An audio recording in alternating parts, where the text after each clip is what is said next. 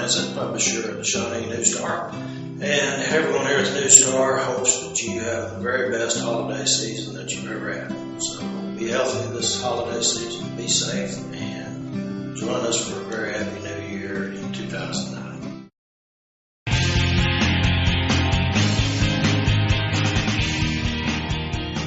Well, I mean, I've came up through the ranks in the department, and then back in September I was asked to be the interim, and then was officially named. So I started making a few changes at the interim spot. I made some more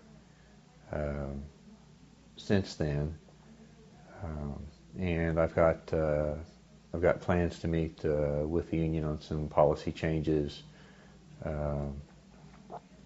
And then later on, some contractual issues I'd like to bring up with them.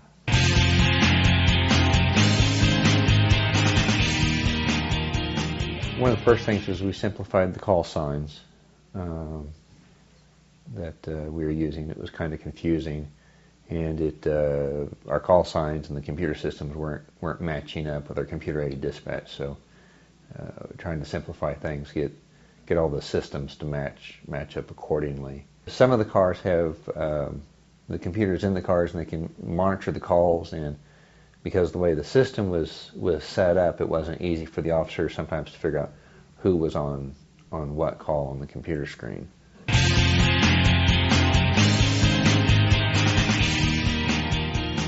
Probably the biggest challenge that we face and continue to face is the staffing levels. Since I've been on the department, of course I've been with the department now for over 21 years, we're basically the same size as we were 20 years ago.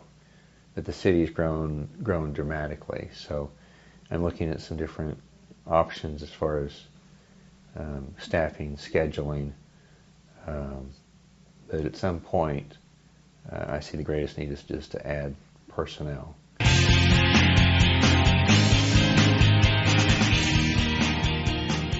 A city our size, of course, it's all based on budget constraints, and that's the pressing issue. But a city our size probably should be right about 68 officers, and we're at 54. And that's not going to happen anytime soon. We just don't have the budget for that.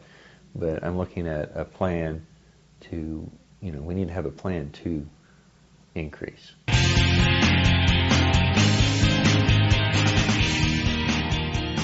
Possibly looking at going to a 4-10 schedule, which would hopefully put more officers on it at peak times during overlaps, that type of thing. Because currently, right now, we work 5 8-hour shifts, your normal 40-hour work week.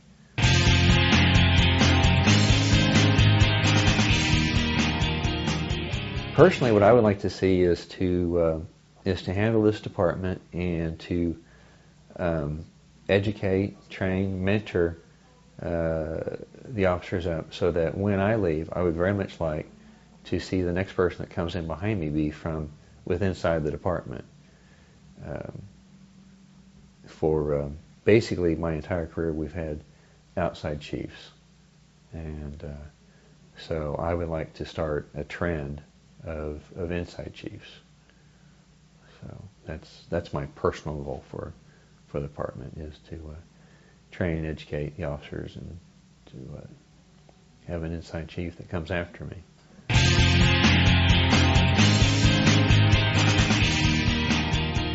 I think we're doing a good job. How I base that is how we're dealing with crime out here. I mean, that is our first mission.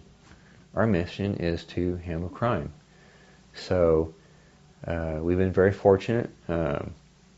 So far this fall, we've had a couple of armed robberies, which is not unusual during this time of the season, but we've caught most of them.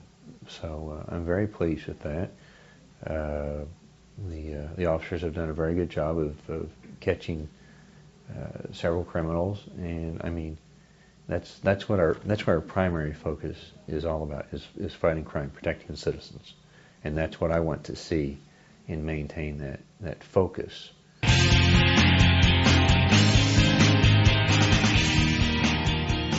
We have a very healthy training schedule.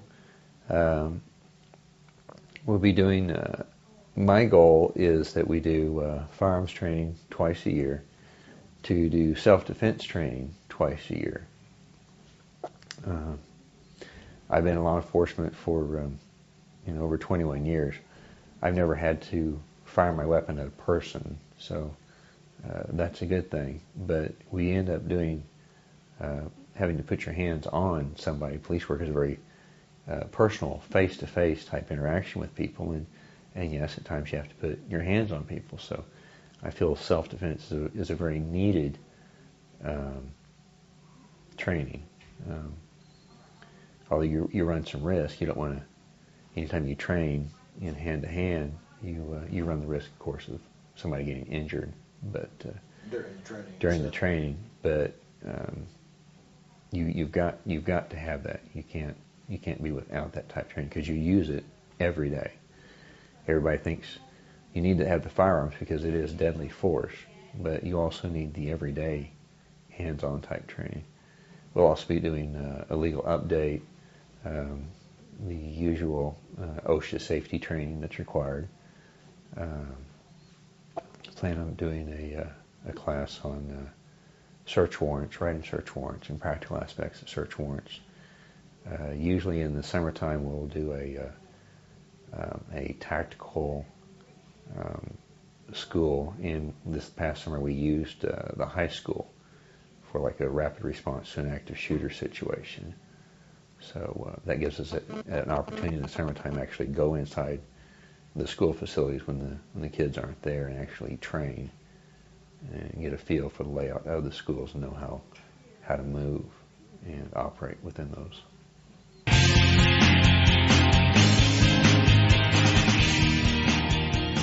It depends on what the training is.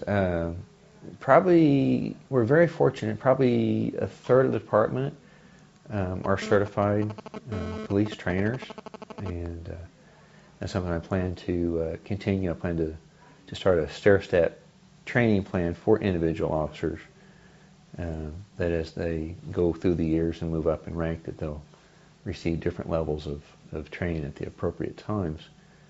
But we're very fortunate we have a lot of in-house trainers. We do bring in some outside trainers, and then we also do send our personnel off to various schools. And there's a excellent police management training center in Plano, Texas, so that's relatively close, so that we send officers to.